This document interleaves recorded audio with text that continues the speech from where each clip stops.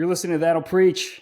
We've got a guest on our show we're excited about. We've got Aaron Renn. Aaron Renn is a writer, podcaster, and consultant in Indianapolis. He's also the co-founder and senior fellow at American Reformer. He's got a podcast and a YouTube channel called The Aaron Renn Show, as well as a Substack.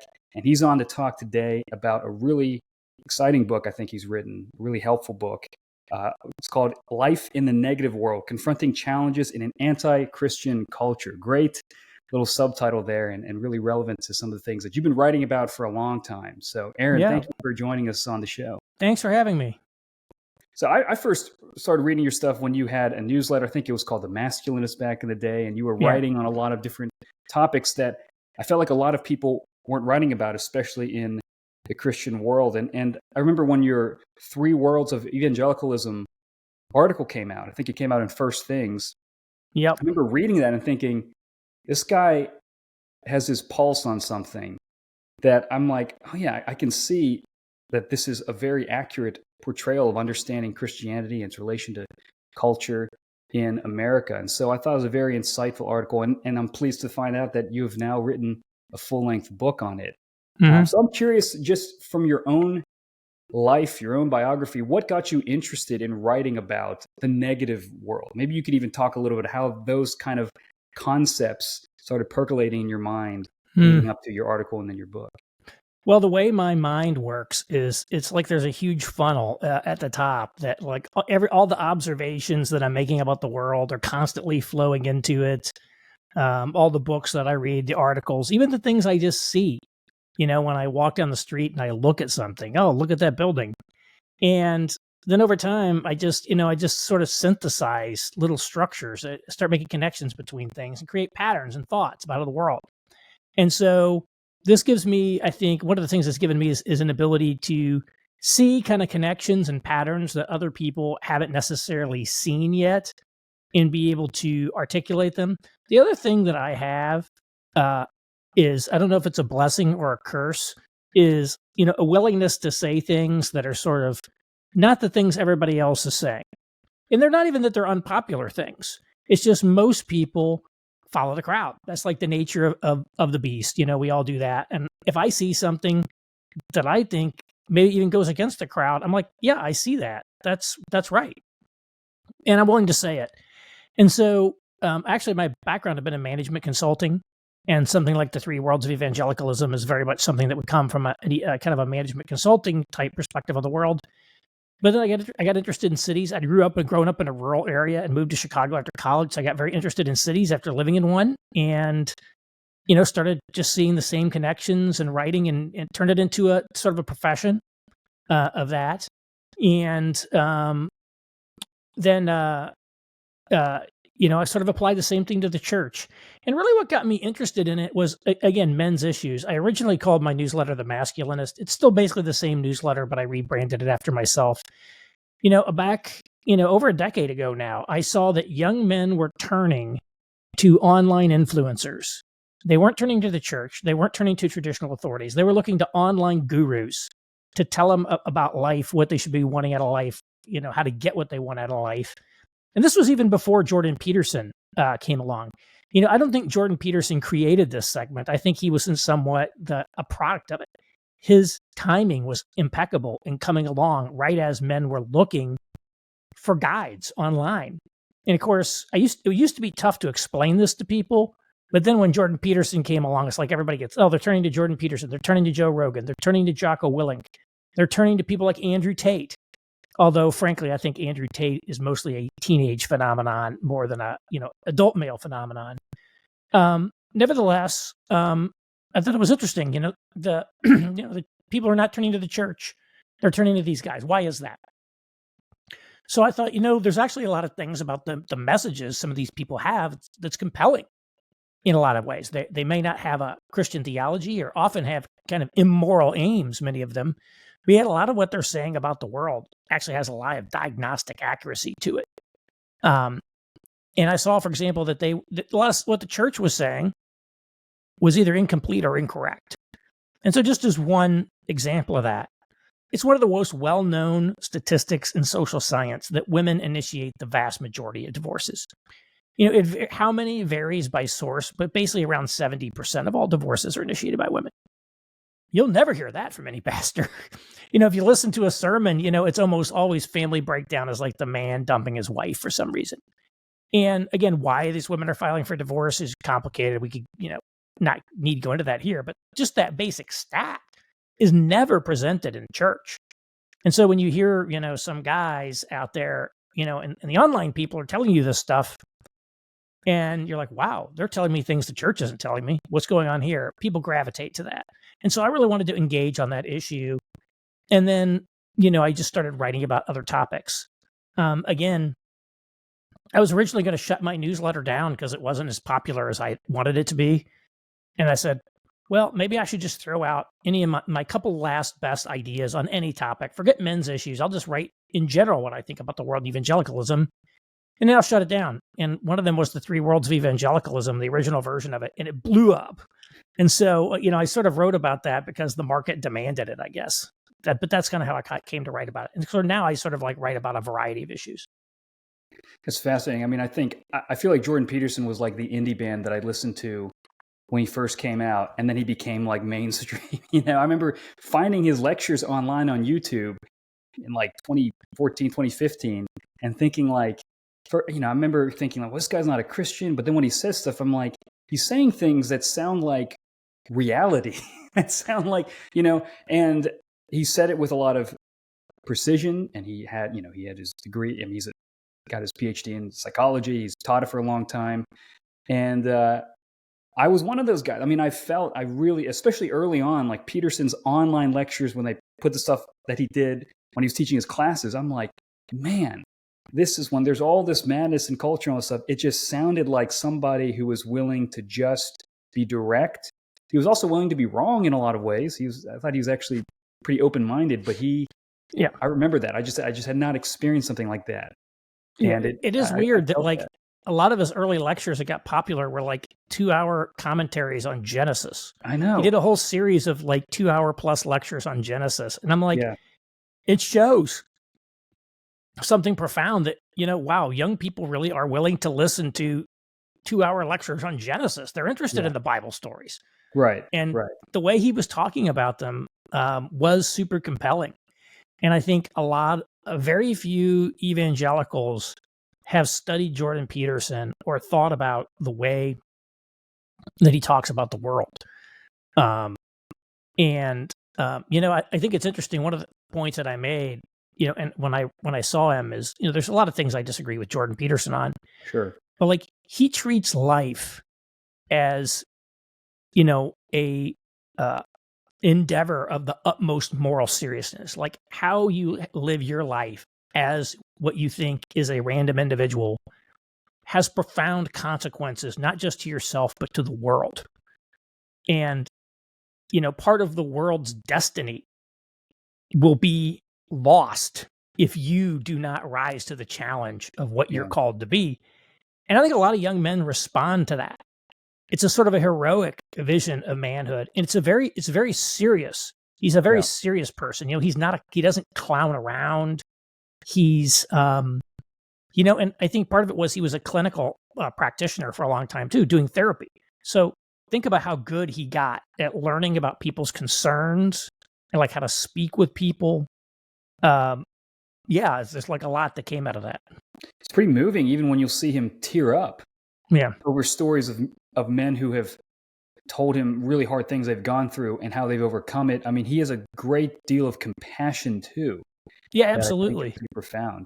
I feel like, and a lot of the evangelical pastors, a lot of what they do it's just man up lectures. Right. I mean, literally, there might even be an event where the words man up are like there. It's sort of hectoring. It's shaming. It doesn't offer anything noble. It's all about how basically you need to sacrifice yourself for other people. Which I think, Peterson would probably say some of that too, but he puts it in a different register. Yeah. It's talked about in a very different way. There's something noble and heroic about the way he talks about life. And you don't necessarily get that from, I think modern evangelicalism for whatever reason.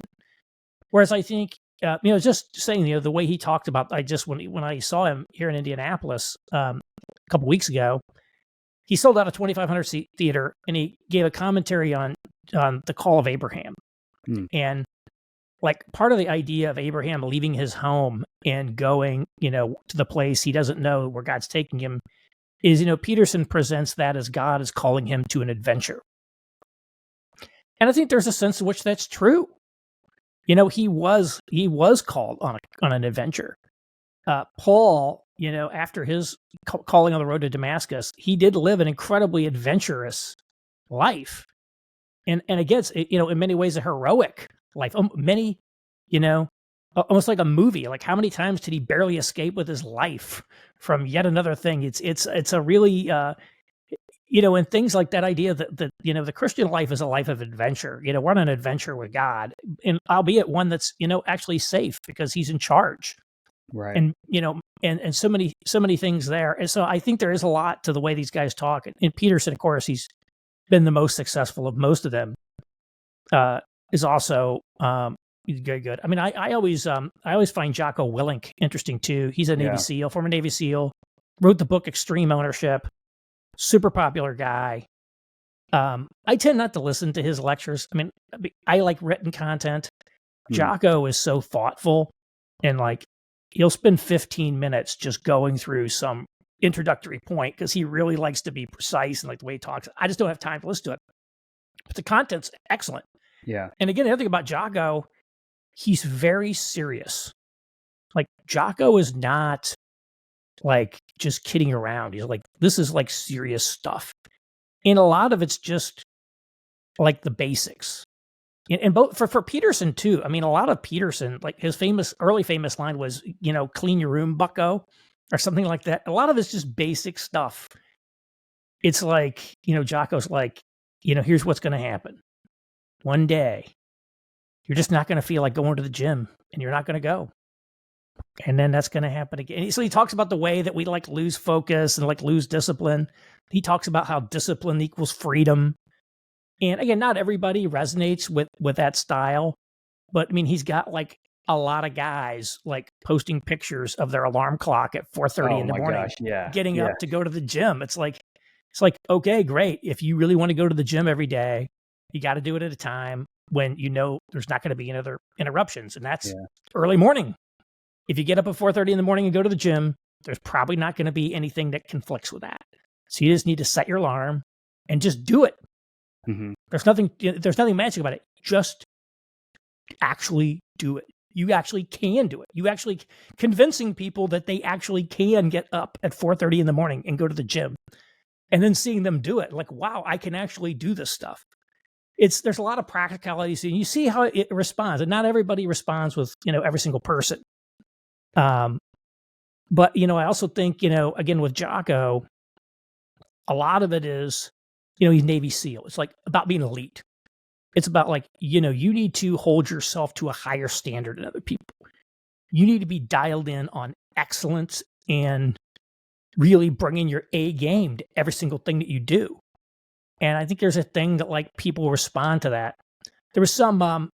I can't remember exactly where I saw this, but they were talking about the Marine Corps and their ability to recruit people.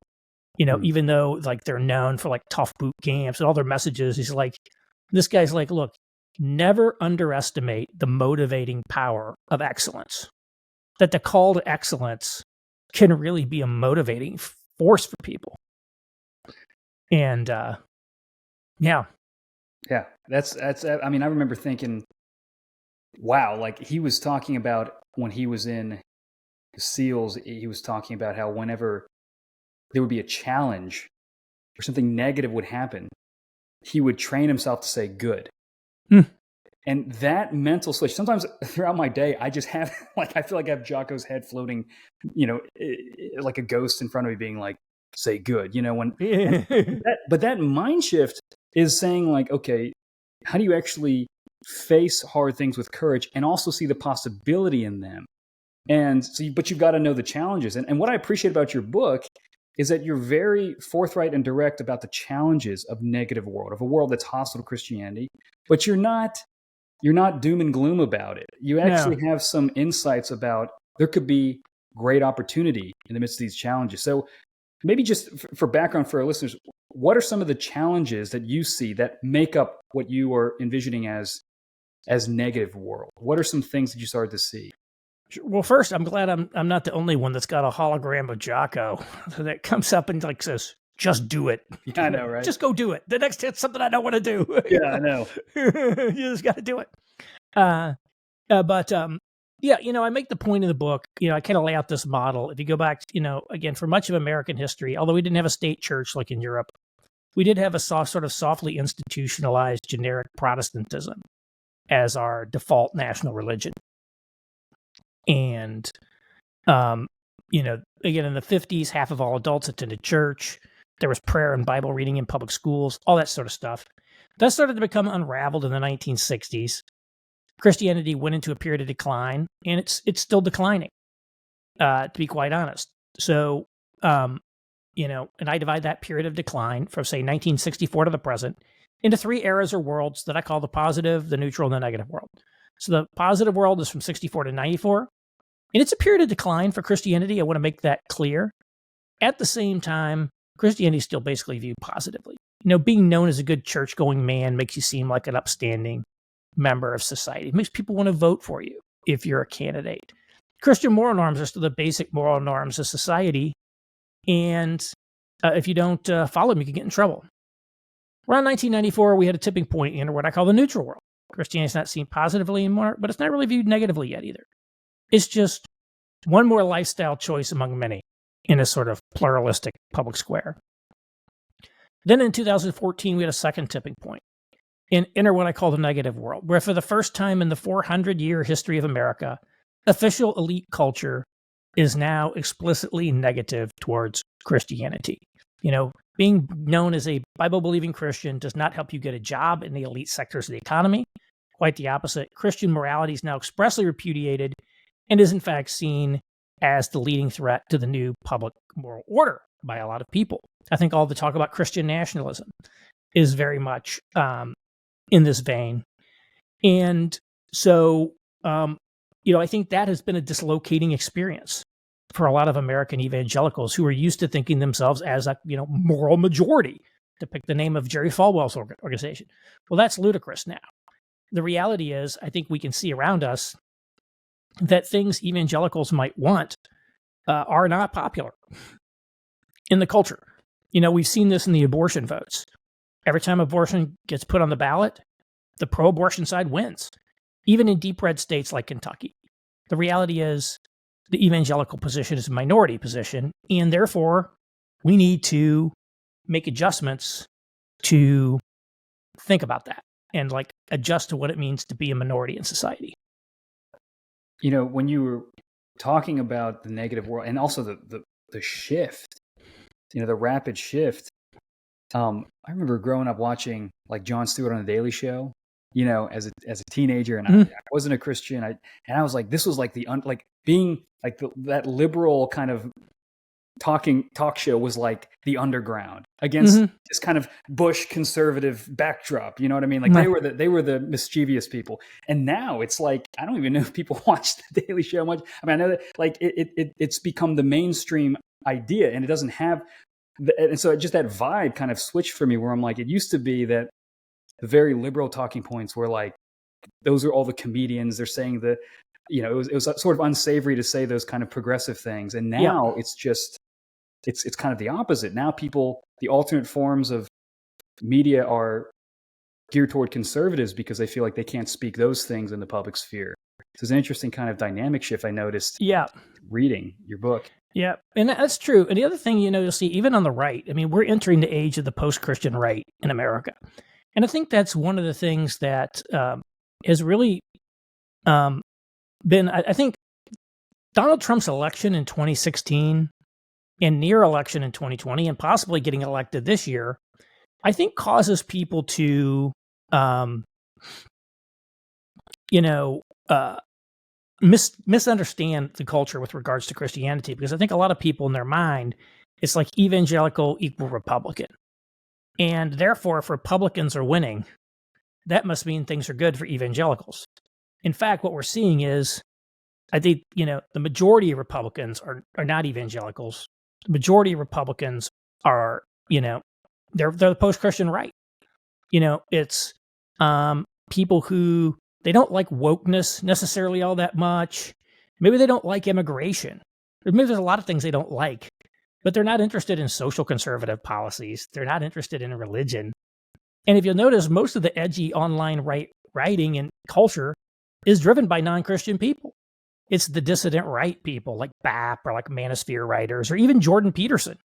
It's not, the edgy Southern Baptist preacher, that people are turning into as thinking it's cool. It's, so it's I think that the, Republican electoral success is, a sort of mass is caused people to misunderstand the fact that, evangelicalism, Christianity has been in significant decline. Whatever the Republican Party believes in the future, it's not going to believe sort of social conservatism, for example, definitely moving away from that. Yeah. I mean, I think it's entirely plausible. It may even be the fact now that I don't think you could run on the Republican platform and publicly say that you're opposed to same-sex marriage or something like that. I think they would view that as political suicide. Yeah, I mean, probably there's some places, in like rural counties and stuff, people do that. But yeah, people don't do that. Right, right. Well, people don't do it, and like it's yeah, exactly. Oh, go ahead. I didn't mean to cut you off. Well, no, that's what I was saying. You go to DC, you go to New York, you go around these conservatism Inc. institutions. Yeah, there are some trad Catholic types, in these organizations, but by and large, they're sort of what I call moderately socially liberal. They believe in what, Amy Wax called bourgeois values. They'll talk about bourgeois values. So bourgeois values is, working hard and not having kids out of wedlock, that sort of thing. But it's not like refraining from premarital sex or anything like that. It's not about anti-abortion. It's about, look, guys, let's not take this a little too far here. But it is still basically like pretty much on the socially liberal side of the equation. The only question is whether it's a behavior that sort of undermines individual success or, economic growth or something like that. Otherwise, it's just fine to indulge. They're probably okay. A lot of them are probably okay with, the libertarians were famously, always the people that wanted to legalize pot. Yeah. Right. I say even now, like legalizing pot is probably the majority position among the Republican voter. There's no constituency for making gambling illegal. For example, it's like, I can't remember the last time I heard a preacher talk about gambling. But if you went back to the 1980s, like when my state of Indiana was legalizing the lottery, they had to pass a constitutional amendment to enable gambling to have a state lottery. The churches were against it.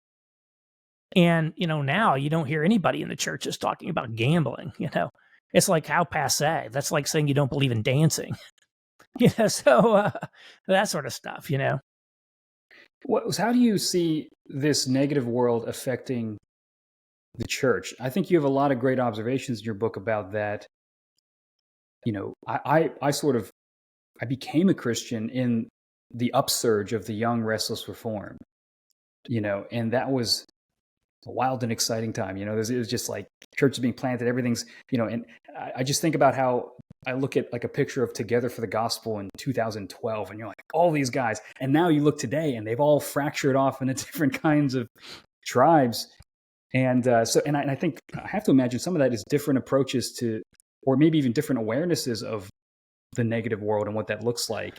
Can you talk about your observations about the negative world when it comes to evangelicalism and strategies of outreach? Yeah, well, the New Calvinism movement, the Young, Restless, Reformed. Firstly, I'll tell you, there's a great book. It's an academic book.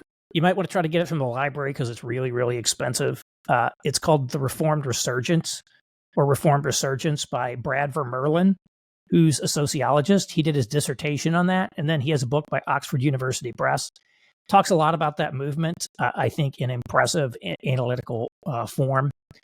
And Yeah, I think that it really was a huge thing for a while. It was really a product of social media, not really social media, but the internet in a lot of ways, really the rise of the internet. And a lot of those guys, the guys that came together to sort of create that movement, most of them, not all of them, but a lot of them were, already kind of famous, heavy hitter type people, many of them baby boomers. And like a lot of them have just, they've moved on. Tim Keller, major figure, has passed away. John Piper's retired. John MacArthur probably doesn't have that many years left. Let's be honest. He's in his still 80s. cranking though. I mean, I think he's going to go in the pulpit. We had to test his DNA to make sure he's human. Like, how can anybody have that much energy at his age? Is a little something else there, but ultimately, I think a lot of it is just some of it's generational turnover, but part of it was, I think, when we flipped to the negative world, that movement really fractured because some people wanted it to go in essentially a woke direction, if you want to call it about that. Like, there was a massive swing in that group towards talking about racial justice and things like that. It just became huge, circa it's like 2017. In fact, I even started doing some analysis of articles on the Gospel Coalition talking about race, because I'm like, man, every other article on here is about race. And that became a polarizing issue, I think, there. And then when you add to that matrix Donald Trump's candidacy, and again, the Young, Restless, and Reformed, these were mostly conservative guys, I think, basically. They weren't all per se Republicans, but they were basically culturally conservative people. But they were also kind of apolitical. They were trying to go beyond politics. They're like this idea of the culture war of, evangelicalism is about fighting with people all the time, about, voting Republican. They wanted to get beyond that. Rightly so, I think, in my opinion. But then along comes Donald Trump. And, some of these people are kind of horrified, particularly since there was so much evangelical support for Donald Trump. And so I think that also put a big, that really caused a lot of the people to, I don't want to say pivot's the right word, but they really wanted to make clear that they had nothing to do with Donald Trump, which of course a lot of the rank and file loved Donald Trump. So I think sort of wokeness in Trump really put enormous stress on that movement, and frankly, most other movements, a lot of other parts of evangelicalism, and create a lot of realignment, fracturing, etc. And, so that was big. I think that was big. And then COVID hit. COVID was another one that sort of really polarized people and divided people. Although I think the COVID divisions sort of reinforced existing divisions rather than creating them. Whereas some of these other things, Trump and kind of wokeness sort of created fractures and kind of things that would have been unified in the past. So John MacArthur basically was very unhappy about the turn towards the sort of social justice thing. For example, he even put out, I think, a statement about it. He was collecting signatures on, and kind of Together for the Gospel in part ended over that. And then, to be honest, they also had their share of scandals. So you had Mark Driscoll. Mark Driscoll was like a huge part of that Young, Restless, and Reformed, and he was Gen X. And his ministry blew up, right? Kind of really exploded in grand fashion. James MacDonald was another big guy in that movement. James MacDonald was sort of disgraced. Joshua Harris, who wasn't like the biggest name, the I Kiss Dating Goodbye, he sort of apostatized from Christianity. There were also, again, scandals in other people's ministries there. So a number of their big guys had some scandals and things. And so that definitely also caused some issues there. And there's probably a lesson there, right? There was probably too many, when you sort of create an all-star team of big name people, that's probably not all 100% healthy kind of thing. We actually, I remember at our church, we had purchased a bunch of Paul Tripp's book, Dangerous Calling. and that was kind of like that's like the book to help pastors not fall into scandal. And I remember on one of the book jackets, it was like endorsed by Tullian Tchividjian, James McDonald, Joshua Harris. And you're just like, it's like a who's list of like in a few short years. Unfortunately, I mean, it's terrible, but I just remember thinking like, wow.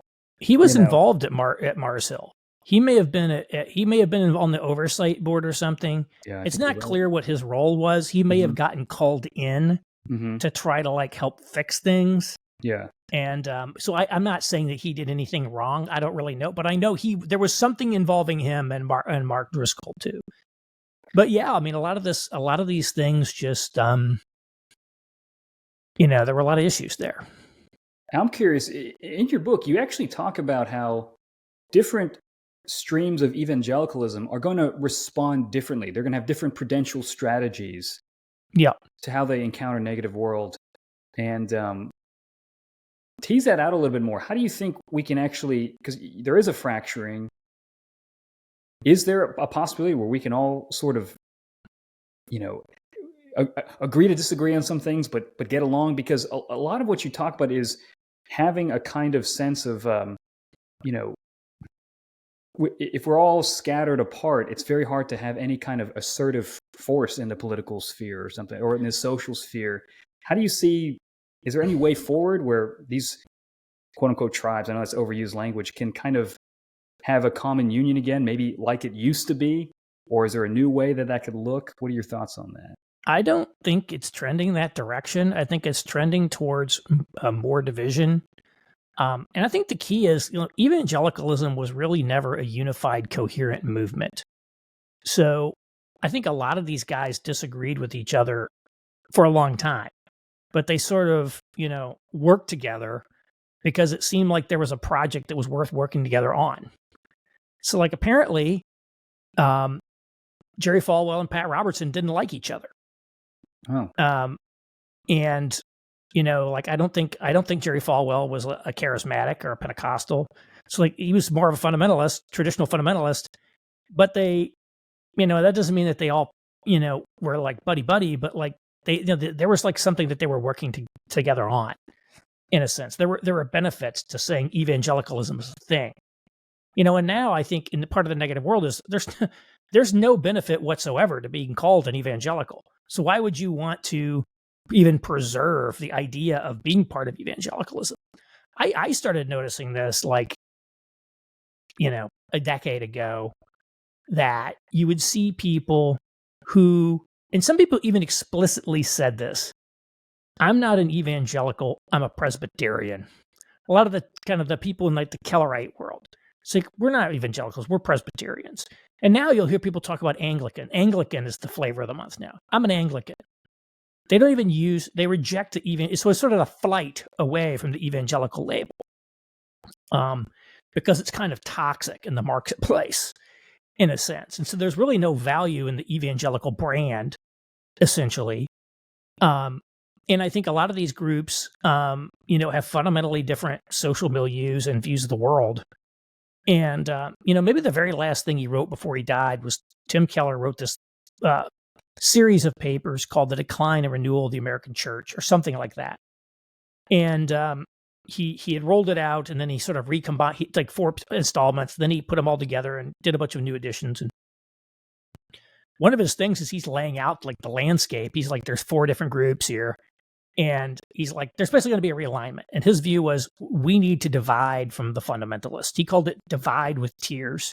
He's like, didn't mean, that, we should hate them or whatever. But like, there's no more basis for cooperation because we're too far apart. And instead, we need to partner with these people over here who previously we would not have partnered with. And so, like, the Young, Restless, and Reform movement was very complementarian in its gender theology. Like the Gospel Coalition is constitutionally complementarian. But Keller's saying we need to make common cause with more evangelical egalitarians. So it's a realignment of what things look like. And I don't, think there was anything sinister about that. I think he was, in part of it, just responding to reality. He's like, look, these guys over here on, the more conservative side of the equation, Like, I don't agree with them. And a lot of us don't agree with them. And they don't agree with us. So why should we pretend that we're the same thing anymore? And so I think, for example, like if you're an evangelical who does not like Donald Trump, you're going to do everything in your power to make sure people know you are not a Trump supporter, that you are not like those other people. And so I think we're sort of in a disintegration phase more than an integration phase. And so, where we'll come out of it on the other side of that, I don't know. We're in sort of a disintegrating phase in society too. We're a less unified society. We're a more divided society. We're a more polarized society. And there you go. It's a good point. I mean, in some ways, and I think you touch on this in your book, where we're in the very beginning phases of kind of sorting this all out. I mean, the dust is still settling in a lot of ways, and there's going to be a big, like you said, a lot of these, I think a lot of the cohesion, whether it was apparent or real, of that like 2007 to 2013 evangelical, everybody's buddies, and, was held together by the friendships of these pinnacle figures. MacArthur and Sproul and Piper and Keller, and they were all and Don Carson, they were all these they were held together by their friendships, I felt like. And now that they're retiring, and now they have their own schools that are kind of more fracturing apart, it seems like that what was holding a lot together was these personal relationships between these key figures. Yeah. And that was, that was true. And that was also that was only one corner of the evangelical world. True. And I think, one of the things Vermeulen in his Reform Resurgence book talk about is like numerically, like the new Calvinists are like a small fraction of the overall evangelical landscape, but they had disproportionate influence. And so there were always people who were like strongly disagree with them, I think, on a lot of things, like the Neo-Anabaptist and the new monastic movement was also going about that time. Then there was kind of the emerging church, which turned into the whole Rob Bell and other stuff, and kind of progressive evangelicalism was developing at that. So there were other groups, I think, coming along. And one of the things Vermeulen talks about of his New Calvinism was, in essence, New Calvinism was itself a faction that was designed to compete with other factions to essentially control like evangelical orthodoxy and things of that nature. And so again, evangelicalism was always more divided than we think.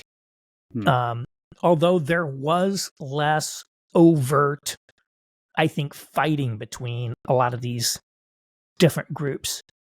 When I look, at the evangelical world, I got to be honest, it's kind of a strange place. Especially when I compare it to kind of other parts of the world. A lot of it is sort of dominated by these sort of charismatic megachurch preachers or like seminary presidents. And, it sort of operates on sort of patron-client model, right? So you got to become a disciple of one of these guys, which sort of means you have to be a yes man.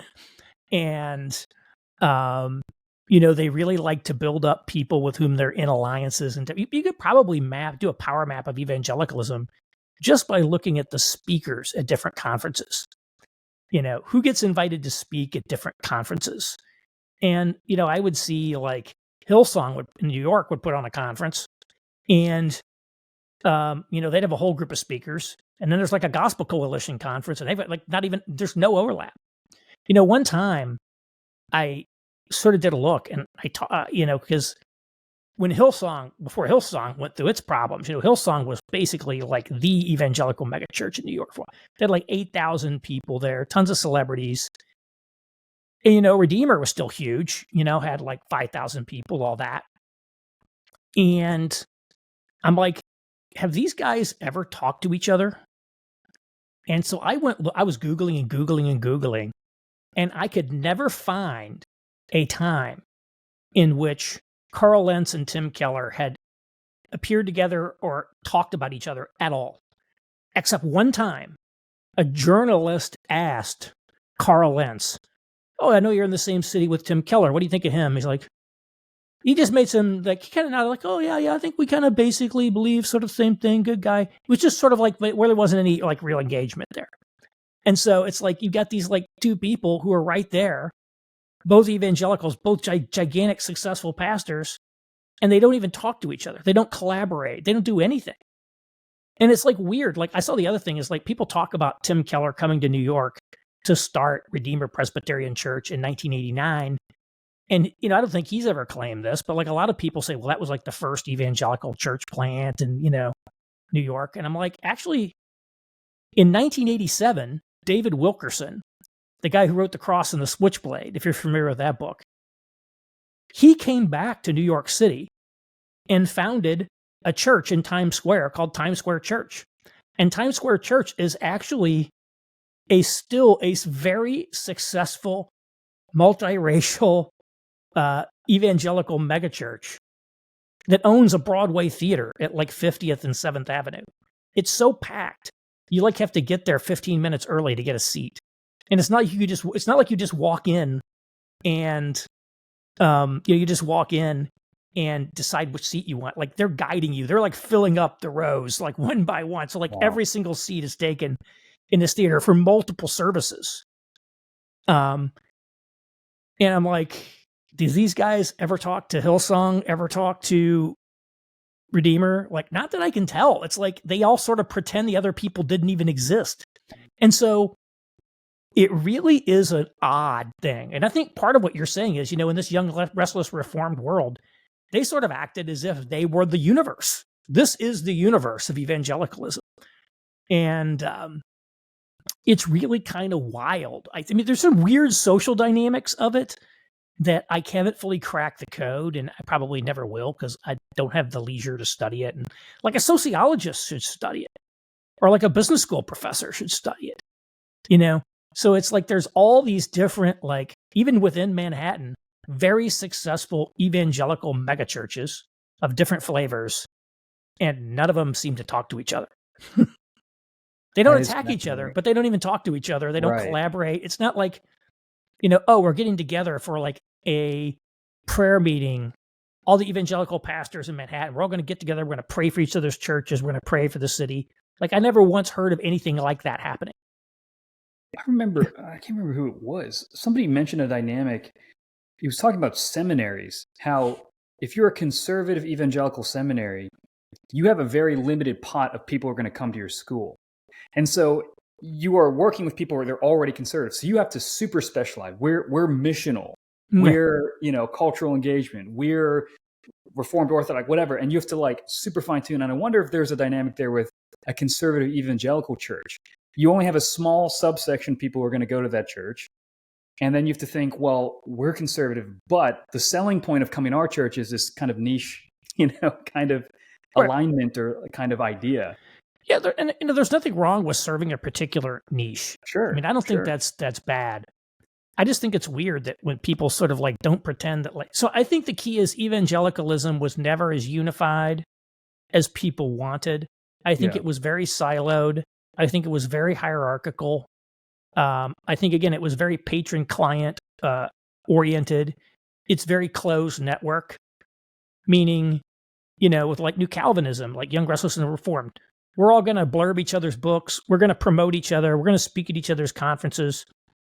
But if you're not part of our club and you're not like a loyalist to our group, like we're certainly not going to promote what you're doing.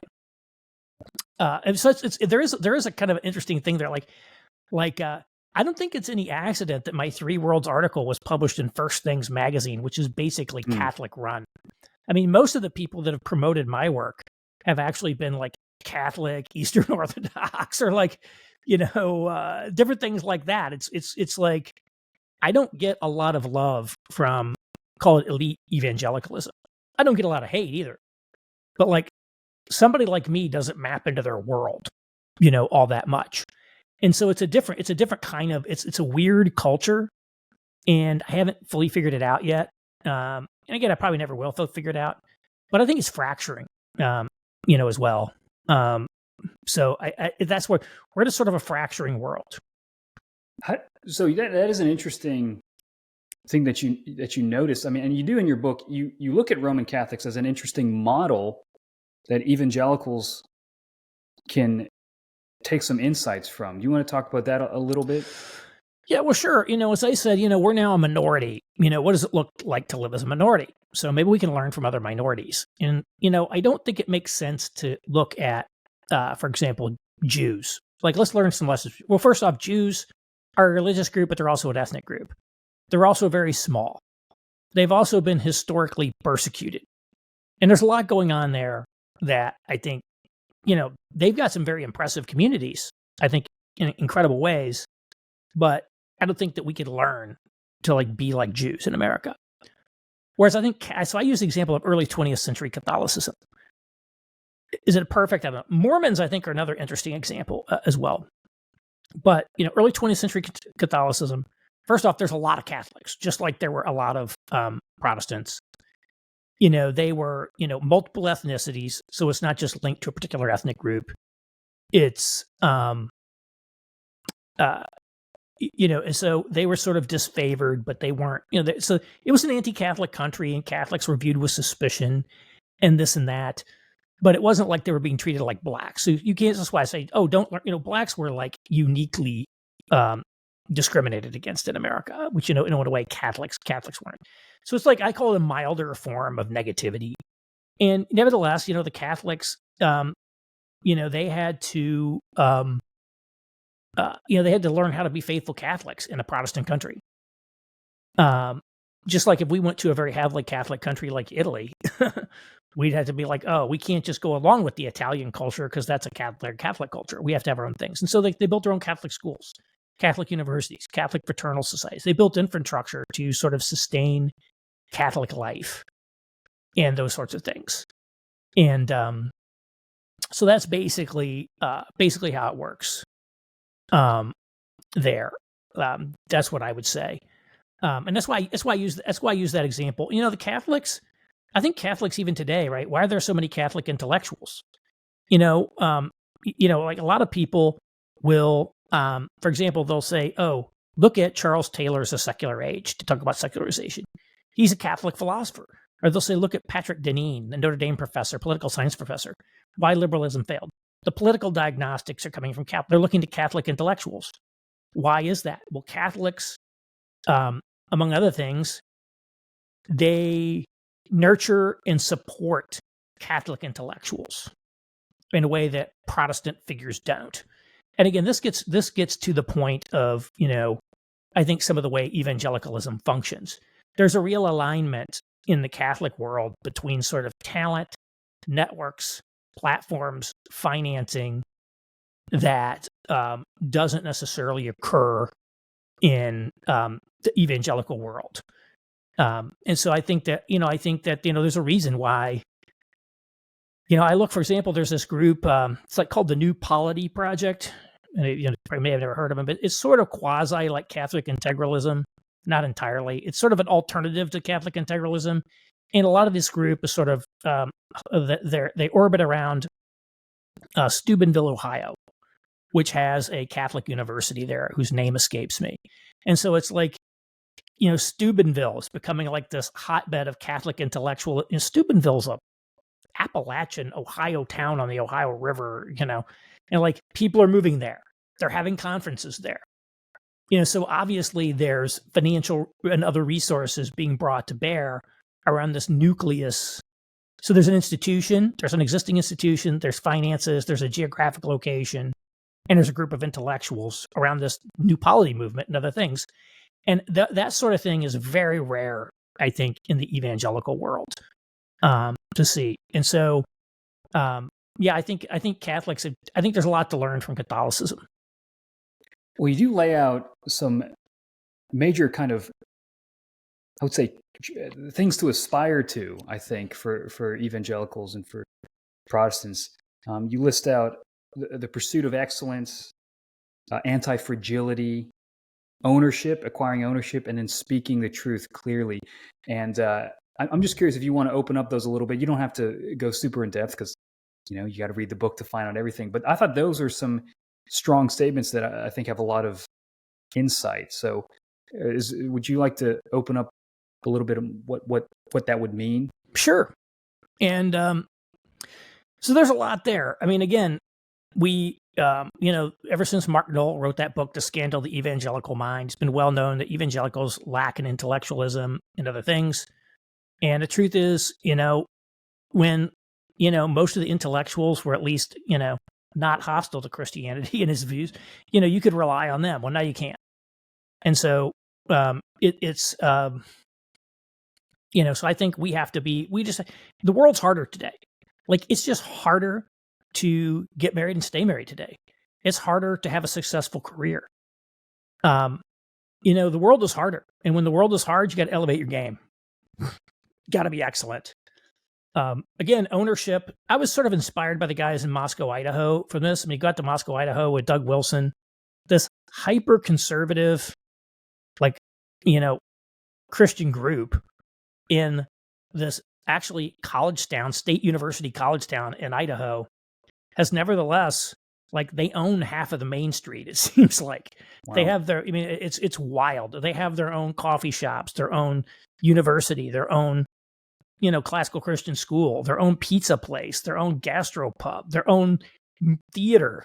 It's like they own a ton of stuff. They own a ton of businesses. And when you own a lot of stuff, you have a lot of ability to do things.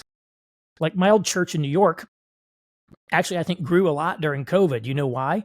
They owned their own building and they could open. As soon as it was legal to be open, they were open. Whereas some people who are renting, the landlord doesn't get a lot of meat. So it's not even that they chose to do that, but the landlord's down. So when you decide that you want to, when you decide that you want to live in a world where people don't like you, relying on them to sell you things, to rent you things, you got to think a lot more about ownership. So those are some of the things I think about. And then the speaking truth clearly, I think we talked a little bit about Jordan Peterson. My model is Jordan Peterson. Look at how he has attracted a massive following by saying some rather banal things, and yeah. I think people are looking for it. Well, what advice would you give to pastors? I mean, I think you've touched on that a little bit in your book, but in your writings, you have very much a concern for the churches.